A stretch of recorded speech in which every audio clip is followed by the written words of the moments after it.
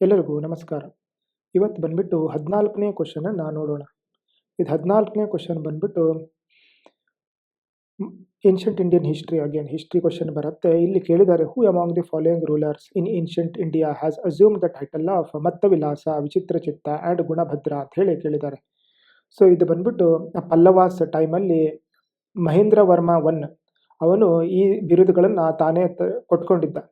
So ಅದನ್ನು understand ಮಾಡೋ ಸಲುವಾಗಿ ಸಪೋಸ್ ನಾವು NCERT ಬುಕ್ಕಿಗೆ ಹೋದರೆ ಇಲ್ಲಿ ಸಿಂಹವಿಷ್ಣು ಅಂತ ಇರ್ತಾನೆ. ಸಿಂಹವಿಷ್ಣು ಪಲ್ಲವ ಡೈನಾಸ್ಟಿ ಅವನು 575ಇಂದ 590 CE ತನಕ ಇರ್ತಾನೆ. ಅವನು ಕಾಲಭ್ರಾಸ್ನ ಡಿಫೀಟ್ ಮಾಡಿರ್ತಾನೆ.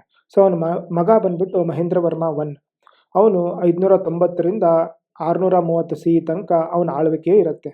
ಸೊ ಅವನು ಬಹಳ ಲಿಟ್ರರಿ ವರ್ಕ್ ಬಗ್ಗೆ ಓದ್ಕೊಂಡಿರ್ತಾನೆ, ಸ್ಕಾಲರ್ ಪರ್ಸನ್ ಇರ್ತಾನೆ, ಮತ್ತು ವೀಣೆ ನುಡಿಸೋದನ್ನ ಕಲ್ತಿರ್ತಾನೆ, ಡ್ರಾಯಿಂಗು, ಪೇಂಟಿಂಗು ಎಲ್ಲದರಲ್ಲೂ ಅವನು ಬಹಳ ಆಸಕ್ತಿ ಇರುತ್ತೆ.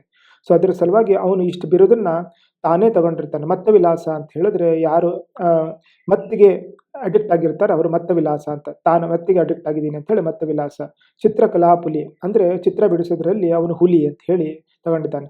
ಅದೇ ಥರ ಲಲಿತಾಂಕುರ ಅಂತ ಹೇಳಿ, ಅದೇ ಥರ ಗುಣಭದ್ರ ಅಂತ ಹೇಳಿ, ಅದೇ ಥರ ಚತ್ತಕಾರಿ ಅಂದರೆ ಟೆಂಪಲ್ಗಳನ್ನು ಬಿಲ್ಡ್ ಮಾಡೋನು ಅಂತ ಹೇಳಿ, ದೇವಸ್ಥಾನಗಳನ್ನು ಬಿಲ್ಡ್ ಮಾಡೋನು ಅಂತ ಹೇಳಿ, ಅದೇ ಥರ ವಿಚಿತ್ರಚಿತ್ತ ಅಂತ ಹೇಳಿದ್ರೆ ವಿಷಯಗಳನ್ನು ತಿಳ್ಕೊಳ್ಳೋದ್ರಲ್ಲಿ ಬಹಳ ಕ್ಯೂರಿಯಸ್ ಇರೋನು ಅಂತ ಹೇಳಿ. ಸೊ ಈ ರೀತಿಯಾಗಿ ಬಿರುದುಗಳನ್ನು ತಾನೇ ತಗೊಂಡಿರ್ತಾನೆ. ಸೊ ಮಹೇಂದ್ರ ವರ್ಮ ಒನ್ ಇದಕ್ಕೆ ಆನ್ಸರ್ ಆಗುತ್ತೆ.